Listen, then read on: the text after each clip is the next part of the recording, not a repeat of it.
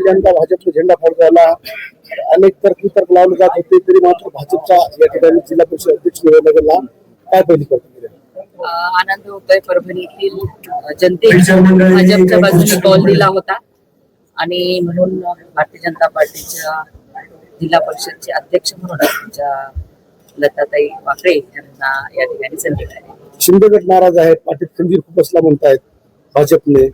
आम्ही महायुतीतच सत्ता स्थापन केलेली आहे, कारण की कालच आमच्या प्रदेशाध्यक्षांनी सुद्धा सांगितलं सर्वात जास्ती संख्याबळ भाजपचा असल्यामुळे अध्यक्षपद भाजपकडे, नंतर नंबर 2चा पक्ष जिल्ह्यामध्ये राष्ट्रवादी असल्यामुळे उपाध्यक्षपद राष्ट्रवादीकडे आणि नंबर 3चा पक्ष शिवसेना असल्यामुळे एक सभापतीपद त्यांना देणार, अशा पद्धतीची महायुतीची सत्ता आम्ही इथे स्थापन करणार असा निर्णय झाला होता.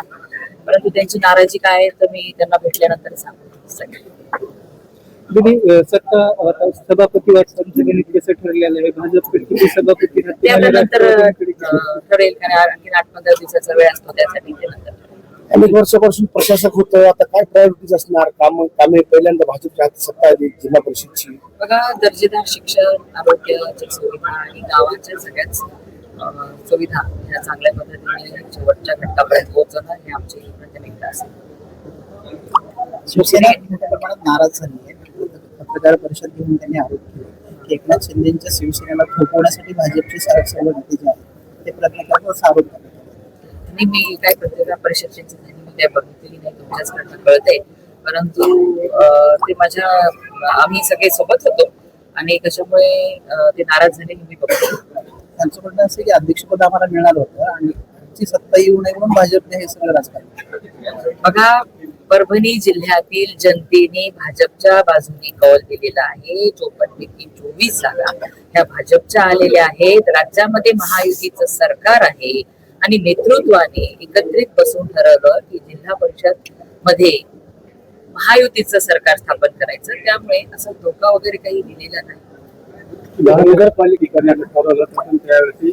त्यावेळेस काय काय कारणं झाली या सगळ्याची जाणीव आपल्या सगळ्यांना आहे, त्यामुळे त्यावेळेस काही मी इथे बोलू इच्छितो.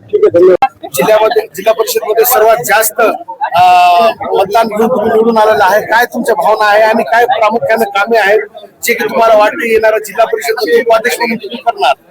सर्वप्रथम मी या माझ्या शहरा सरकारमध्ये जनतेचे खूप आभार मानेन.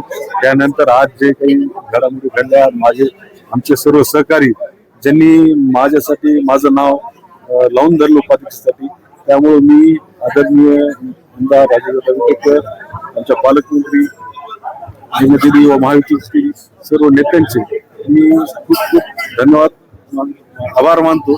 त्यांनी मला ही जी जिल्हा परिषद उपाध्यक्ष म्हणून जी संधी दिली त्यामुळे मी सगळ्यांचे आभार. आमदार राजेश विटेकरांनी स्वतःच्या भावाला उपाध्यक्ष करण्यासाठी शिवसेनेच्या पाठीत खंजीर खुपसला असा गंभीर आरोप शिवसेनेने केलेला आहे. सर्वप्रथम मी एक सांगतो, महायुतीच्या ज्या काही महाराष्ट्रातल्या ज्या काही राजकीय तडजोडी आहेत त्याप्रमाणे आताच दीदीने सांगितलं त्याप्रमाणे की बाबा ज्याच्या जास्त जागा त्याप्रमाणे जो काही फॉर्म्युला चाललेला आहे आणि आमचे नेते माननीय सुनीलजी तटकरे साहेब यांनी अध्यक्ष माननीय राजेंद्र विटेकर यांना ज्या पद्धतीने सांगितलं त्या पद्धतीनेच आम्ही राष्ट्रवादीचे लोक हे वागलेलो आहोत. त्यामुळे कुणाला नाराज करायचा हे काही प्रश्न येत नाही. हे काल पण आमचे मित्र होते, आज पण आमचे. अनुभवाचा काय तुम्हाला फायदा वाटते? कारण तुम्ही अनुभवाचा नक्कीच मला फायदा होईल, कारण की स्वर्गवासी उत्तमजी विटेकर या परभणी जिल्हा परिषदचे अध्यक्ष होते. माझ्या आई सौमिमाताई विटेकर ह्या पण ह्या सभागृहाच्या अध्यक्ष राहिलेल्या जिल्हा परिषदच्या, आणि माननीय आमदार राजेंद्र विटेकर हे पण जिल्हा परिषदचे अध्यक्ष आहेत. त्यामुळे ही जिल्हा परिषदचे कामकाज हे मी खूप जवळून बघितले. त्यामुळे नक्कीच याचा फायदा मला होईल. या सभागृहातल्या सर्व सदस्यांना मी फायदा करून त्याची मदत होईल आणि या ग्रामीण भागातला जो काही विकास आहे आणखी सर्वांच्या महायुतीच्या नेत्याच्या आशीर्वादाने आणखी सर्व काही जिल्हा परिषदेच्या ज्या काही योजना आहेत त्या ग्रामीण भागापर्यंत मी पुरवायचा पुरेपूर प्रयत्न करेन. तुम्ही सर्वसामान्य घरातला आहात, आज भालकोटकडून तुम्हाला जिल्हा परिषद अध्यक्ष पदाची संधी देण्यात आलेली आहे. कसं पाहता या संधीकडे? भारतीय जनता पार्टी मला संधी दिलेली आहे. गोर्डीकर साहेब, मेघना देवी गोर्डीकर, देवाभाऊ यांच्या संधी दिलेली आहे. मला अध्यक्षपद दिलं. मी सर्वसामान्य घरची स्त्री आहे, तरी पण माझ्यावर एवढी जिम्मेदारी टाकली. त्या संधीचं मी सोनं करेन आणि